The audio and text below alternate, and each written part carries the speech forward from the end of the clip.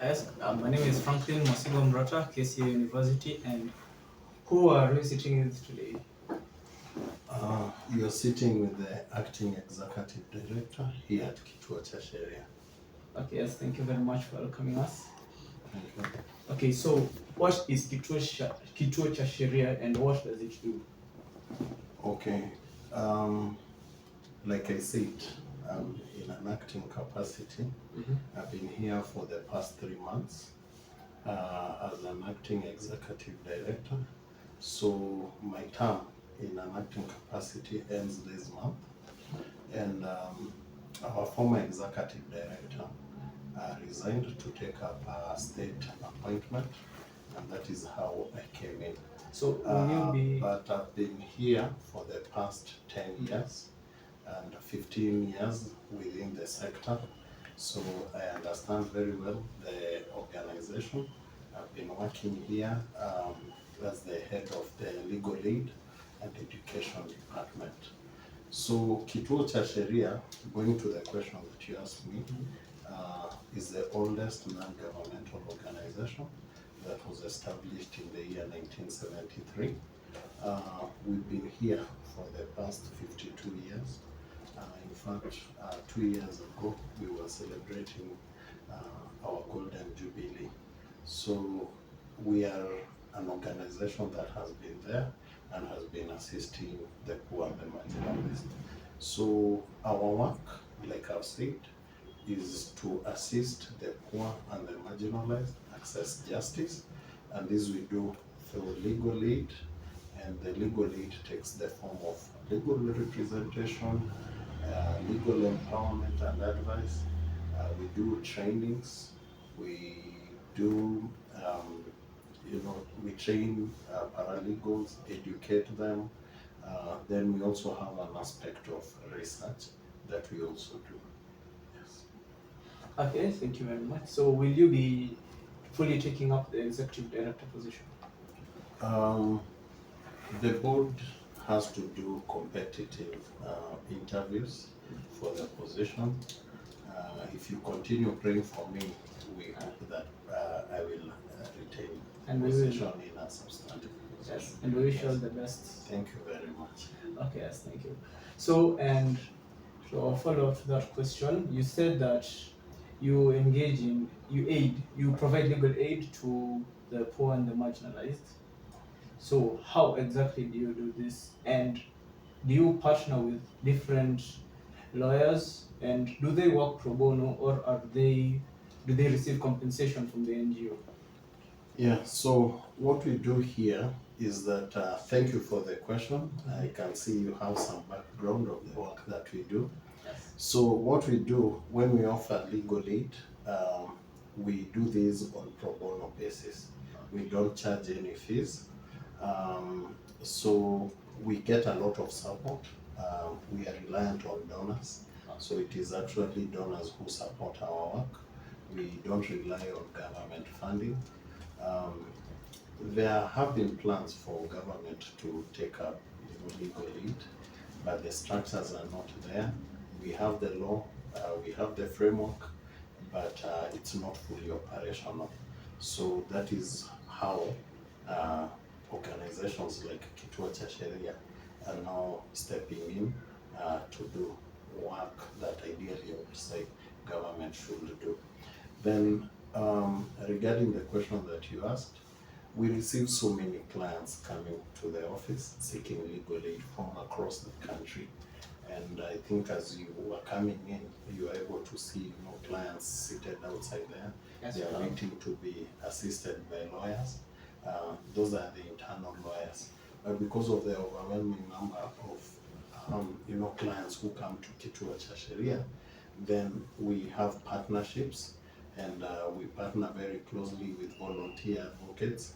So these are advocates we've recruited, we've talked to them, we've told them, please, we want you to give back to society.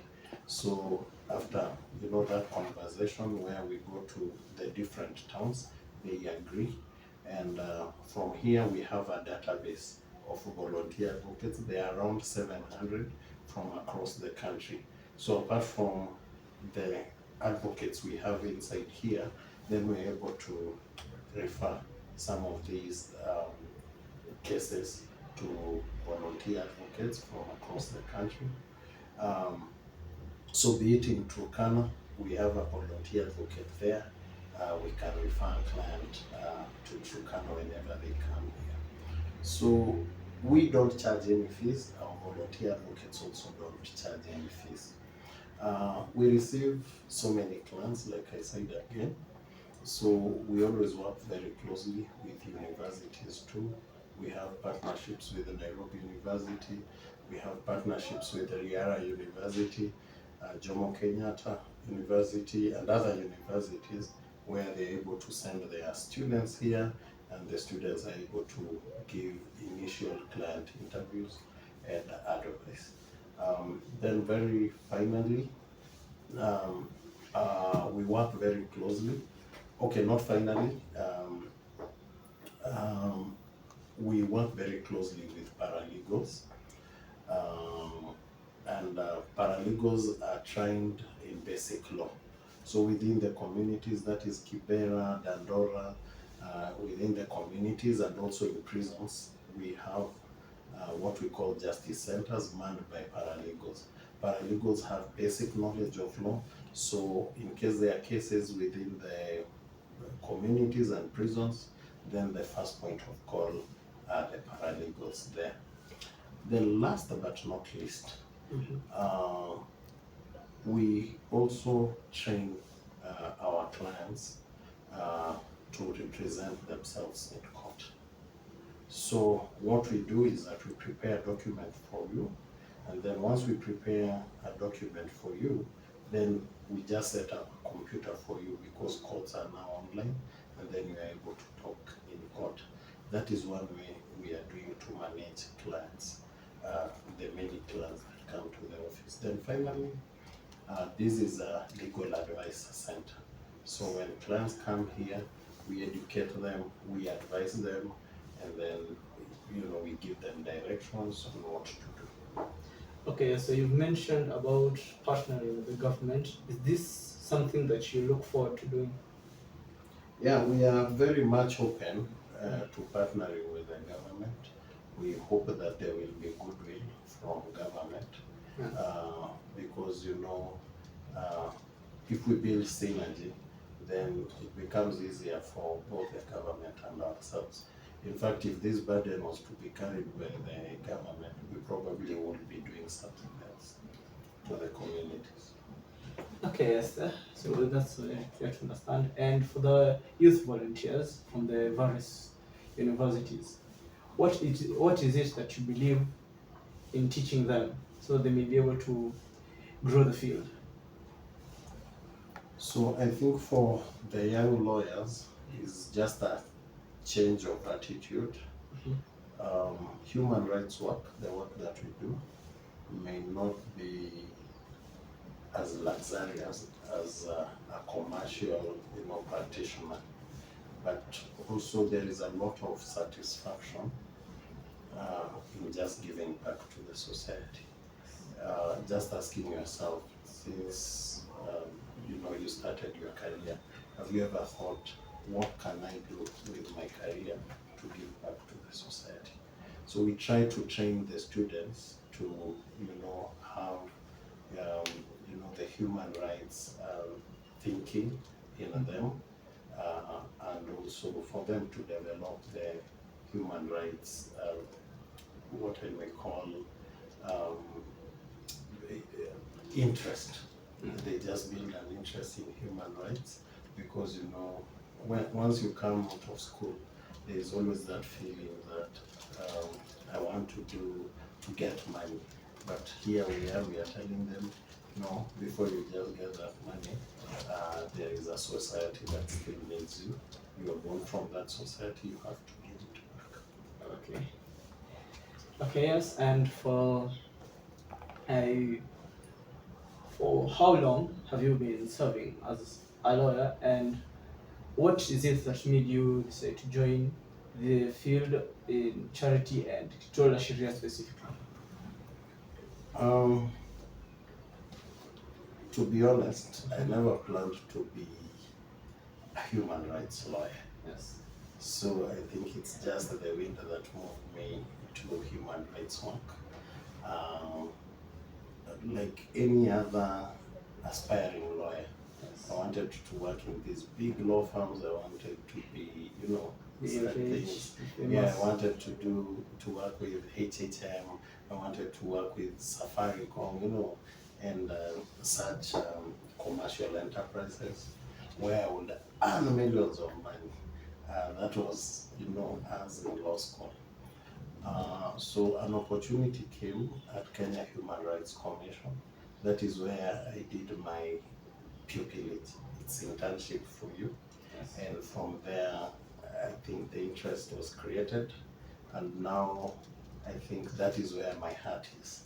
If you even take me to any other place, I think I will not be able to fit in.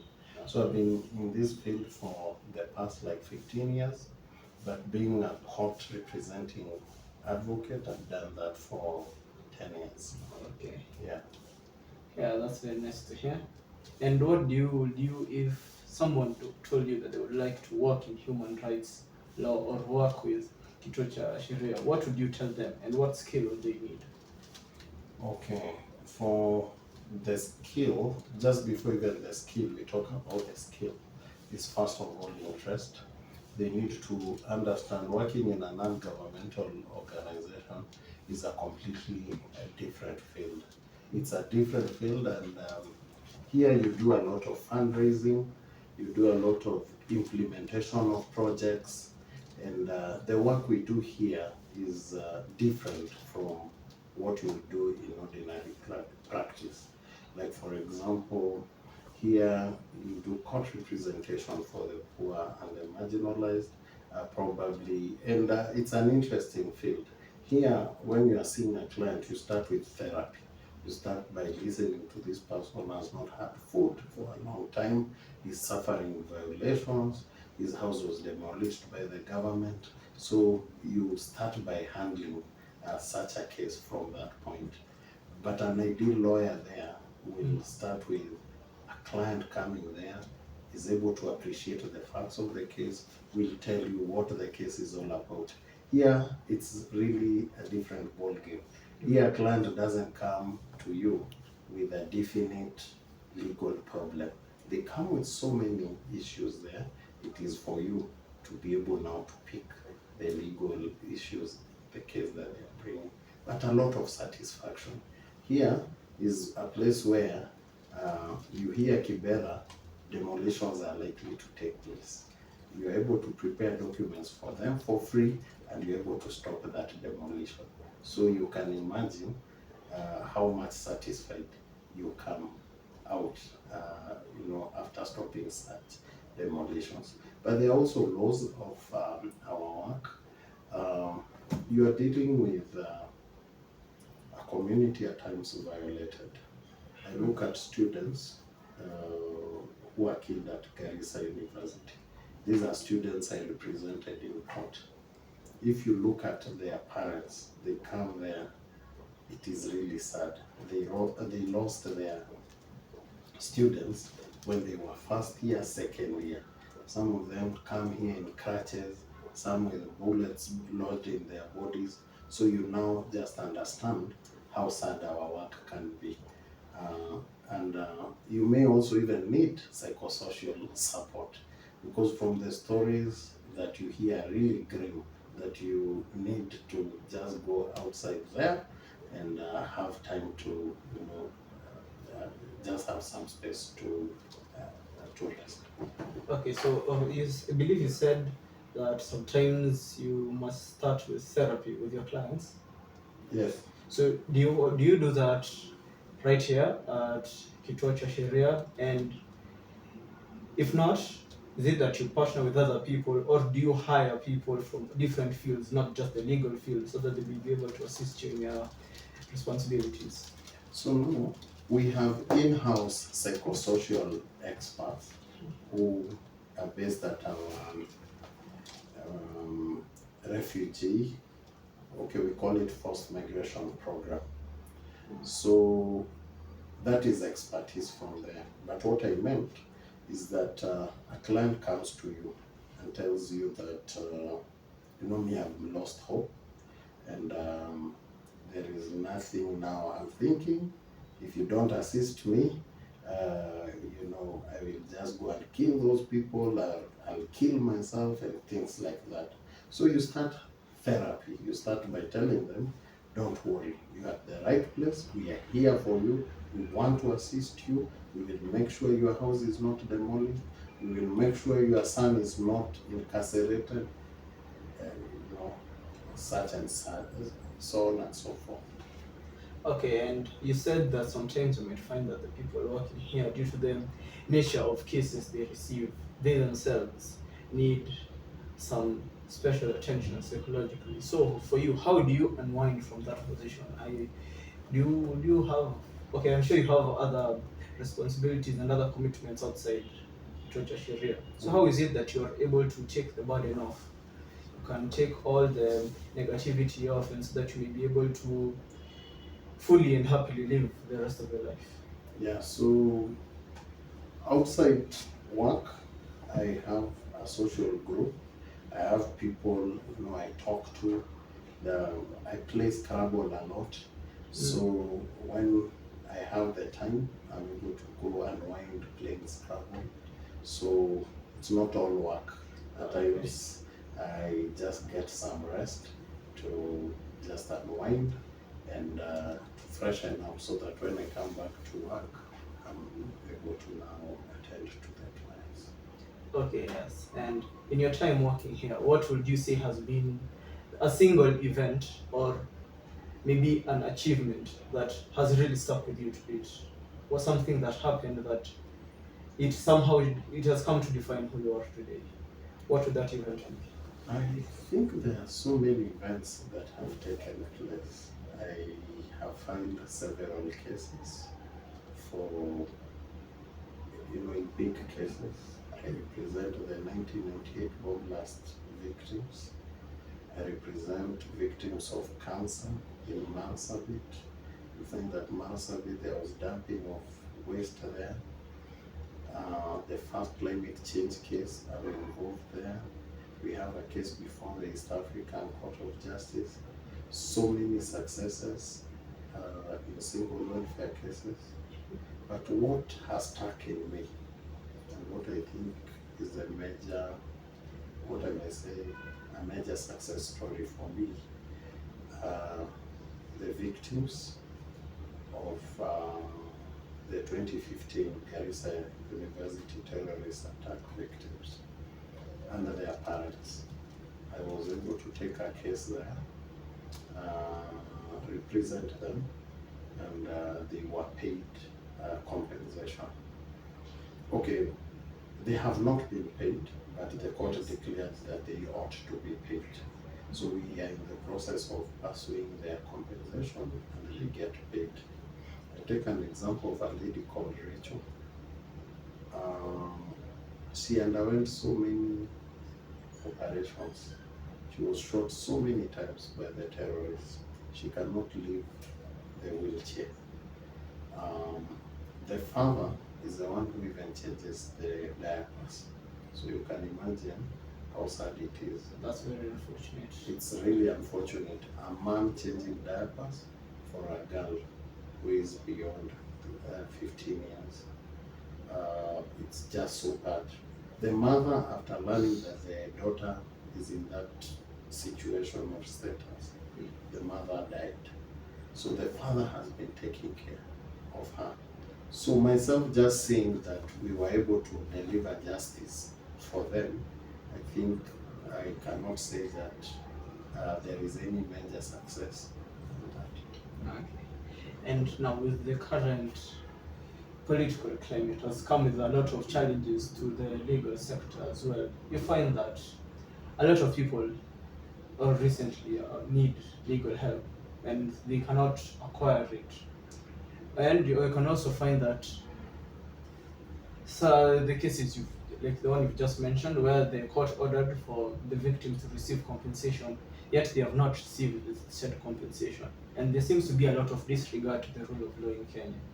What does this? How does this make you feel, first of all, and what does this mean to you as a legal professional and also as the acting head of Kituo Sheria? Mm, I will say that it's unfortunate. Mhm. Um, if you look at the legacy of this country, we have spilled a lot of blood. People have been killed, just fighting for the human rights, agitating for freedoms.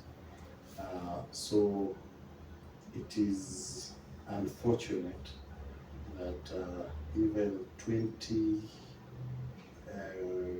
okay, 15 years after the promulgation of our constitution, we will have such a situation. My view would be that any person, be it a state actor or a non-state actor, my view would be let everyone follow the law. This is a country governed by the rule of law and human rights. If we are able to follow the rule of law, then I think this country will work for all of us. Okay, yes. And what do you think? What is it that's missing that is causing this problem, where people are openly disrespecting the constitution or they're openly choosing not to follow the law? And you find that some of they don't even do it in secret. They do it very openly, and yet cases are going I nowhere. think it's just lack of goodwill Mhm. from the government to fight impunity, to fight those people who are trampling on people's rights. There's no sense of justice in our courts, maybe, and also there could be, even corruption. That could be what is fueling the problems in our country.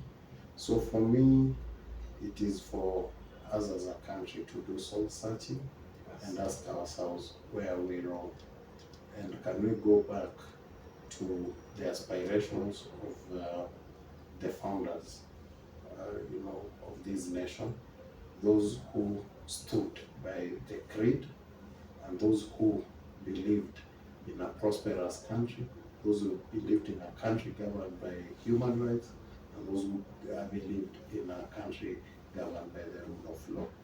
So we needed to do that soul searching, and then we also ask ourselves, why did we give ourselves the 2010 constitution?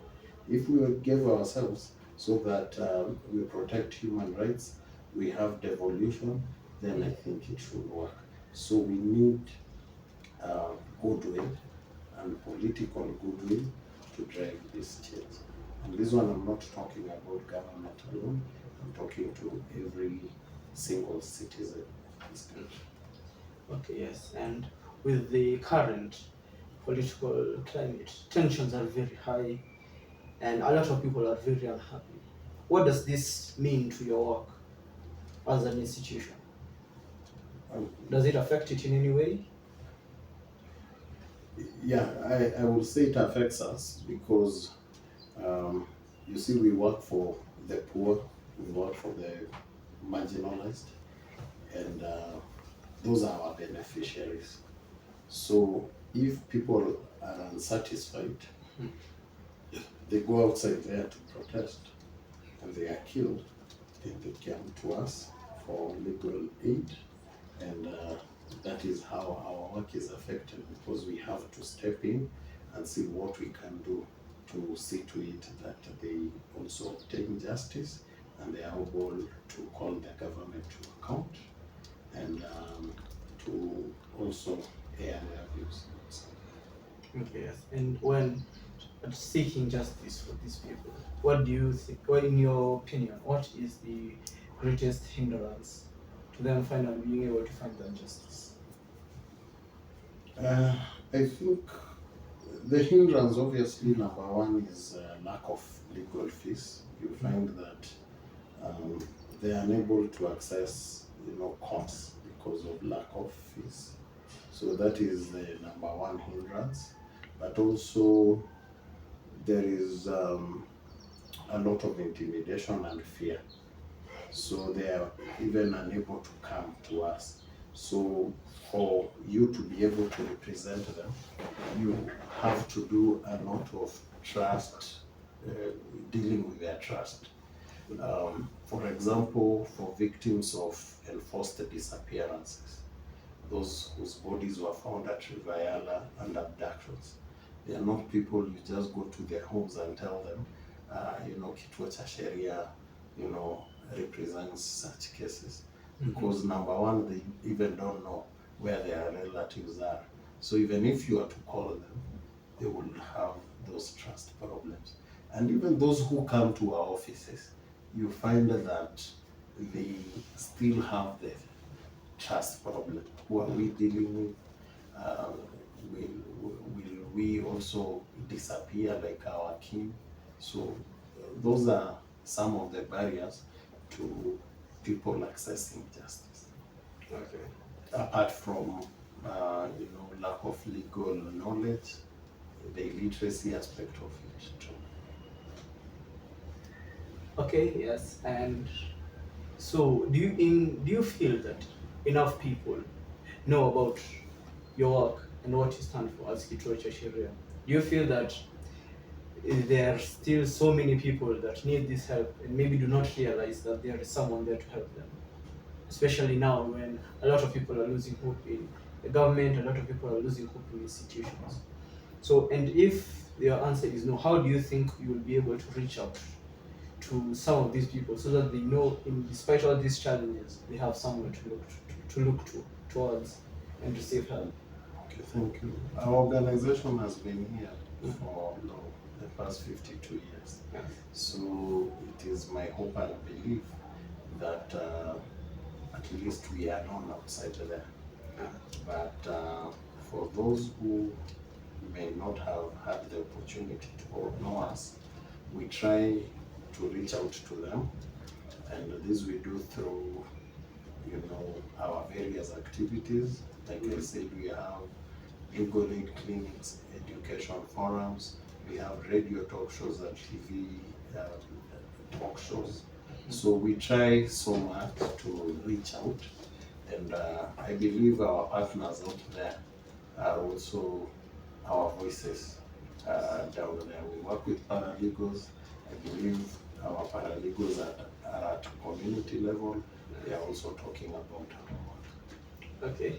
So can you probably walk us through the process? If someone comes here and they want help, what do they have to go through? What procedure do they go through before so that they can be able to receive that help? So you go at the guards gate. Yes. So at the guard, you're able to be given, they give you a date when you will come, an appointment. Then after you're given an appointment, the next time you're able to come to the office, and the secretary or the receptionist is able now to link you to a lawyer. That's that. And then you go see a lawyer, and then you're guided from there. Yes, that's a very nice, simple process. It certainly helps. They don't have to go through any more stress as they are coming here. So that's very helpful of you. Yes. And what would you like to tell to anyone out there if you just had a chance to speak to every Kenyan out there? What would you tell them, either as John Mwariri or as the acting executive director of Kituo cha Sheria? What is it that you would tell them? On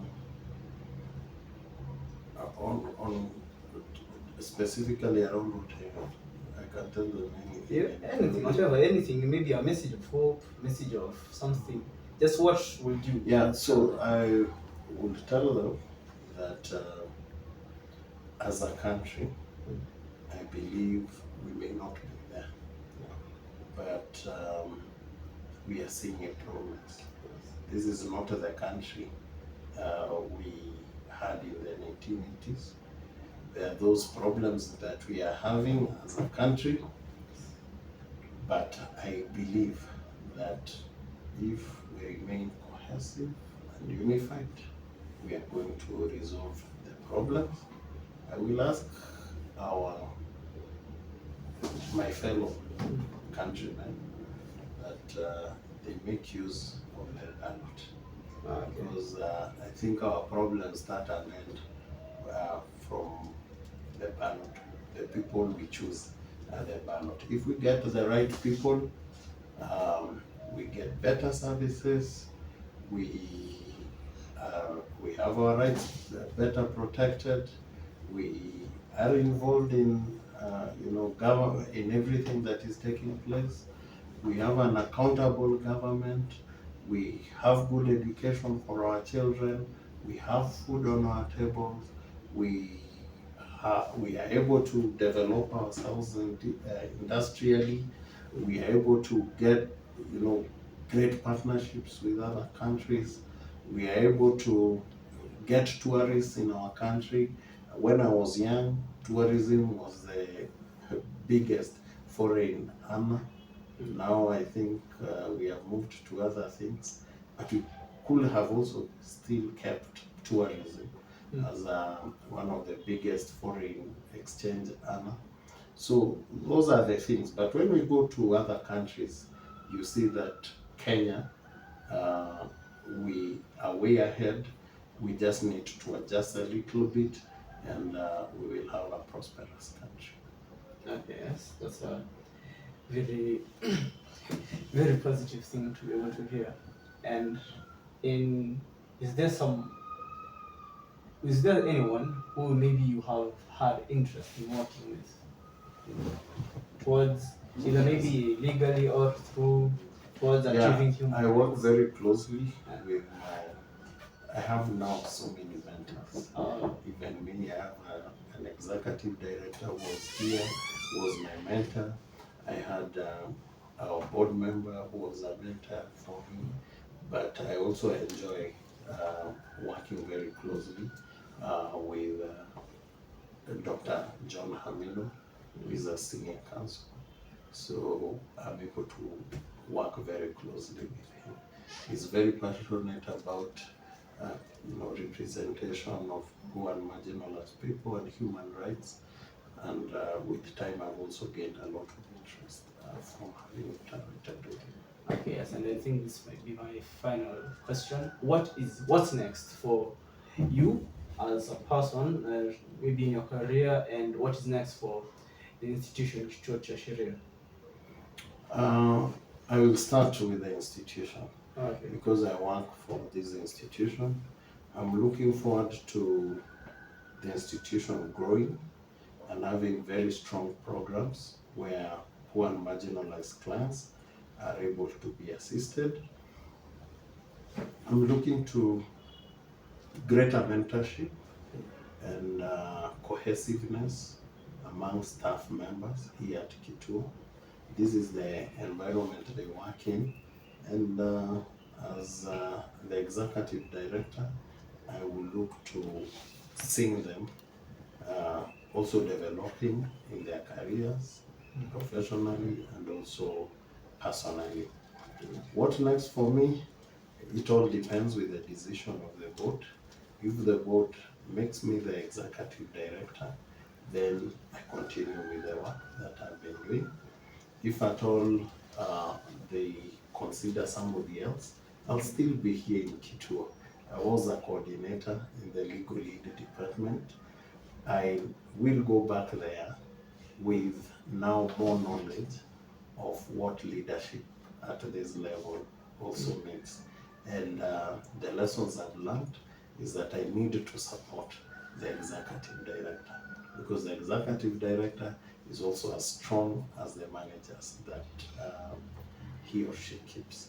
Okay, yes. And if anybody would need your services, where would they reach the institution? Yeah, we have a website. Yes. So you are able to find us online.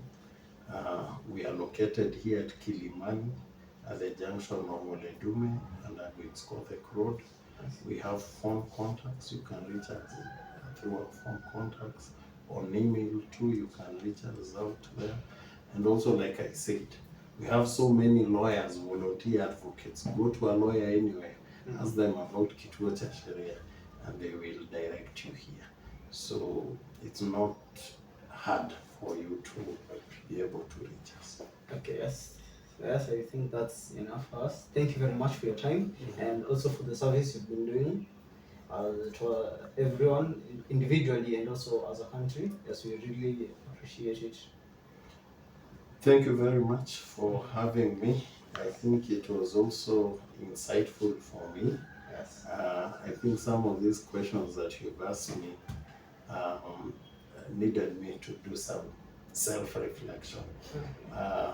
When you ask me what next for me, I'm so used to telling people what we do as an organization, but here I was being told what next for me. So I found the questions also interesting. Yes. Thank you. Thank you very much.